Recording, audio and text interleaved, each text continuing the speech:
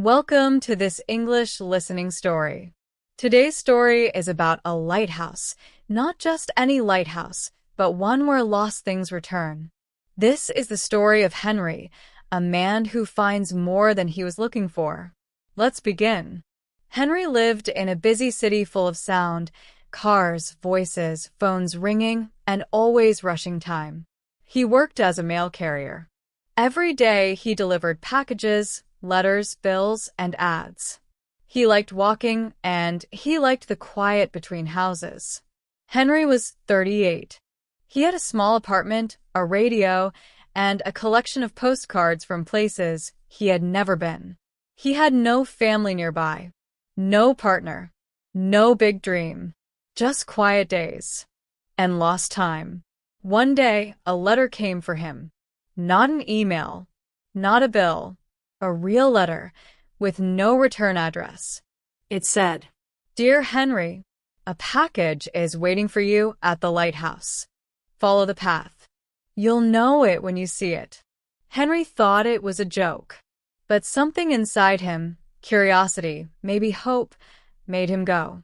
He packed a small bag, clothes, water, a notebook. He took a train to the coast, then a bus. Then he walked. Finally, after hours of walking along an old road, he saw it. A tall, white lighthouse on a cliff. It stood alone. No houses, no signs. But the door was open. Inside, it was not like other lighthouses. There were shelves full of things. A blue scarf, a child's shoe, a music box, a photo of a smiling dog, a watch that had stopped at 3:17. Every item had a small tag. Found, near the station. Found, on the third bench. Found, at the corner of 8th and Pine.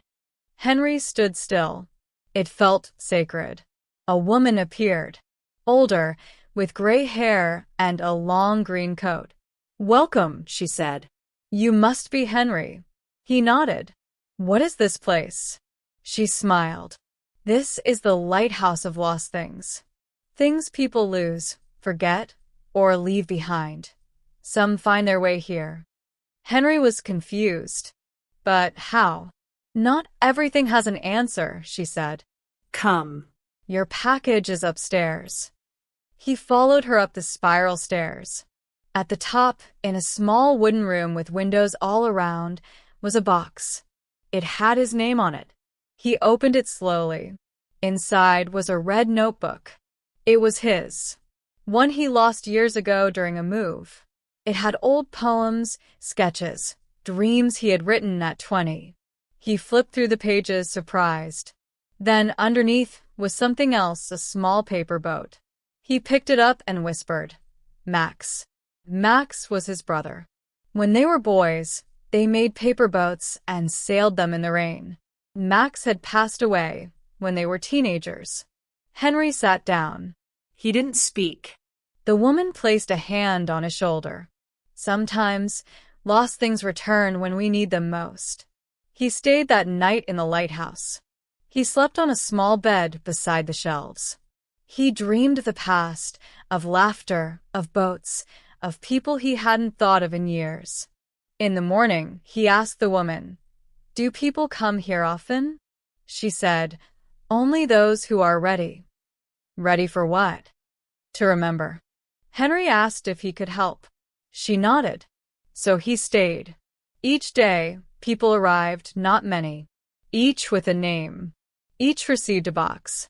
A woman in her 60s found a book she loved as a child. A boy found a photo of his dog who passed away. A man found his wedding ring, lost years ago on a beach. Some cried. Some laughed. All left lighter. Henry began keeping a journal. Today, a girl found a music box. She danced. "I remember dancing with my mother." A man found a letter from his father. He hugged it like a person. Weeks passed. Then months. Henry sent no letters. He made no phone calls. But he felt more connected than ever. One evening, he asked the woman, "Why me?" "Why did I receive the letter?" She looked at him and said, "Because you lost something and you are ready to find it." He asked, "What did I lose?" She said nothing, only smiled. That night, Henry sat on the cliff beside the lighthouse. The ocean roared below. He held the paper boat in his hands. He whispered, "Max, I miss you." Then he placed the boat in the water. It floated, turning slowly. As it disappeared into the dark waves, Henry smiled. The next day, he packed his things. He hugged the woman and said, "Thank you." She said, "You found what you needed." Back in the city, Henry was different. He still delivered mail, still walked quiet streets.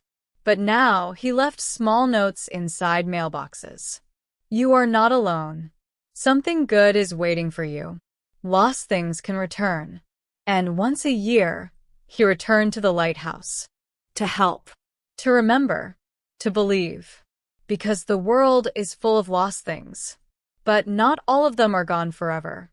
Some are just waiting to be found. Thank you for listening. See you in the next story.